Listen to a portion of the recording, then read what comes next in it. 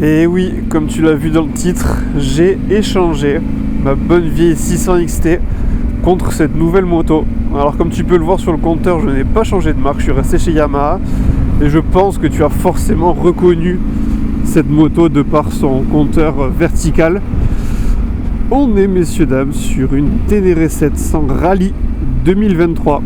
On reconnaît que c'est la 2023 parce qu'elle a l'écran couleur, l'écran TFT, alors que jusqu'à 2022, c'était un écran noir et blanc. Donc voilà, je crois que ça c'est le compteur qu'il y a sur la 2023-2024 et après il a changé sur la 2025. Mais revenons-en à cette histoire.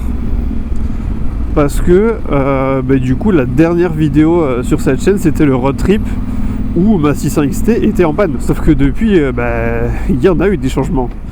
Déjà j'ai trouvé la panne. Alors c'était tout bête en soi. Au début je pensais que c'était la bougie, après la bobine, après le boîtier CDI. Et en fait il s'avère que le problème c'était juste une cosse qui était défaite à la moto. C'est une cosse en fait de sécurité. Comme tu sais par exemple si tu as la première qui est enclenchée, ta moto ne peut pas démarrer. Et en fait c'est exactement ce type de cosse qui était défaite. Et du coup le fait qu'elle soit défaite, je pense que ça devait lui envoyer l'information comme quoi j'étais en première, ou comme quoi ma béquille était mise, ou je sais pas, je suis pas remonté jusqu'à la source du problème, jusqu'à voir quel problème c'était. Mais en tout cas le souci a été résolu. La moto fonctionnait parfaitement après ça. Et du coup c'était le moment pour moi de changer. Ça faisait longtemps que je voulais une Ténéré 700. Et en fait j'ai mis en vente la moto dans la XT et j'ai mis dans la description échange possible contre une Ténéré 700 plus rajout de ma part, parce que forcément c'est pas le même prix une T7 et une 600 XT. Et du coup je suis tombé sur un gars qui voulait une XT et qui avait cette Ténéré 700 Rally. Et on va se poser quelque part là sur le parking pour te filmer un peu mieux cette Ténéré, te montrer un peu les particularités, même te parler un peu de ce que je vais faire dessus. Donc on se retrouve tout de suite. Alors cette Ténéré 700 Rally. Déjà Rally, qu'est-ce que ça veut dire ?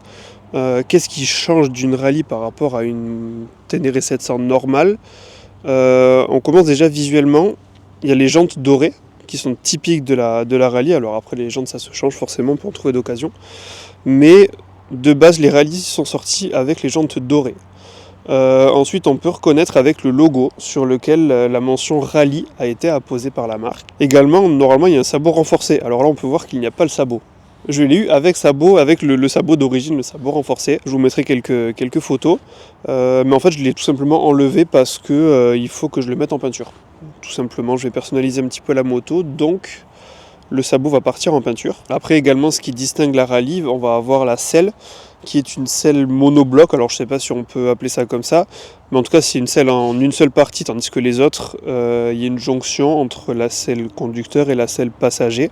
Je crois également que d'origine elle a le guide chaîne qui est fourni. Également normalement les poignées sont différentes. Alors moi j'ai l'impression que c'est les poignées de base. Également elle a les feux LED. Les clignotants LED. Bon, les feux aussi sont LED, mais en l'occurrence les clignotants sur la Rally sont LED, alors que de base c'est des clignotants à ampoule, on va dire. Après il y a aussi les pads de protection. Bon alors ça, la plupart des Ténéré 700 longs, la plupart du temps c'est les gens qui les rajoutent, mais ceux-là c'est des officiels Yamaha qui sont de base sur la Rally. Et je crois que c'est à peu près tout ce qui la distingue, en tout cas visuellement.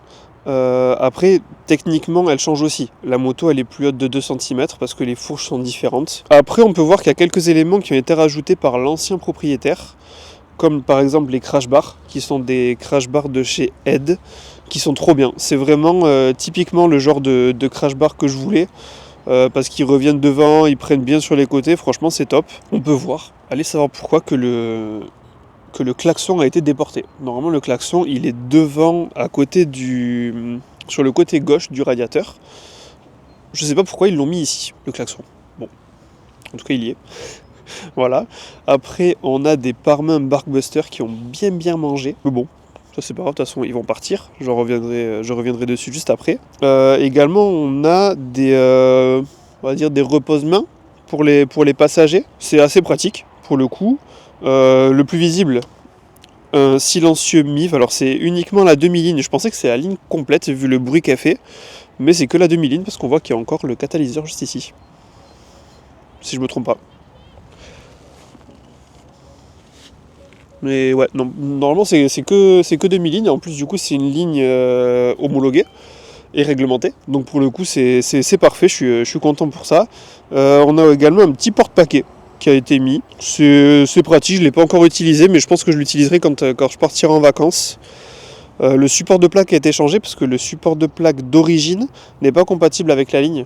Parce que le support de plaque d'origine et les clignots d'origine, la ligne elle vient juste derrière, donc en fait avec la chaleur c'est mauvais pour la plaque. Et après à l'avant il a mis aussi une protection de feu de chez WRS. Alors à la base moi quand je voyais les photos je préférais la grille que tout le monde a.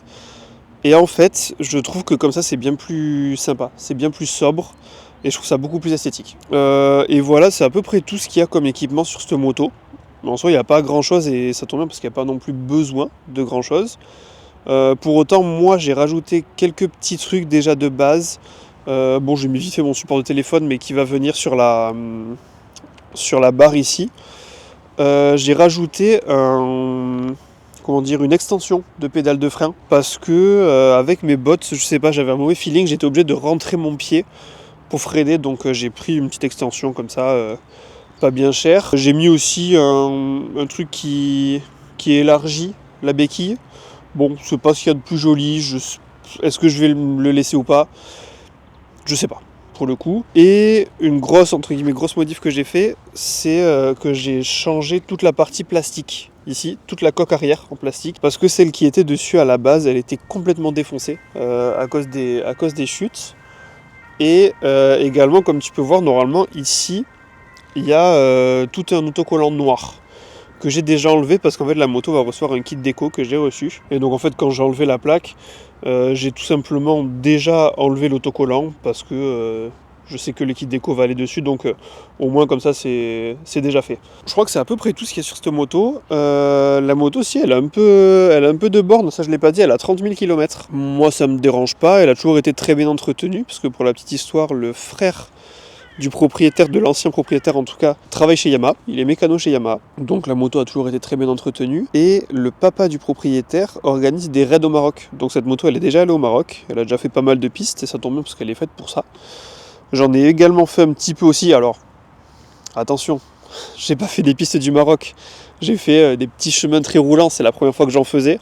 La vidéo sortira très bientôt, mais ça m'a beaucoup plu et ça m'a conforté sur le fait que je veux en faire davantage. Donc ça c'est une bonne chose, je me dis que la moto c'est un bon choix, ça c'est sûr. Et voilà, après sur cette moto il n'y a pas grand chose d'autre à dire. J'ai prévu pas mal de modifications dessus, là j'ai arrêté de compter à combien je suis de frais, mais je suis un peu plus de 1000 € de frais, dont le kit déco, des pièces en plus, je vais refaire tout le système de freinage aussi parce que j'ai pas beaucoup de freins, surtout à l'arrière, j'ai pas du tout de mordant et je suis direct à l'ABS, un peu bizarre. Donc j'ai pris disque, plaquettes, du Ritavia et après plein d'autres trucs, mais ça je te montrerai tout ça dans une prochaine vidéo. Je crois que j'ai fait à peu près le tour de la moto. Si jamais tu as des questions, n'hésite pas à m'en faire part et j'y répondrai avec grand plaisir en commentaire.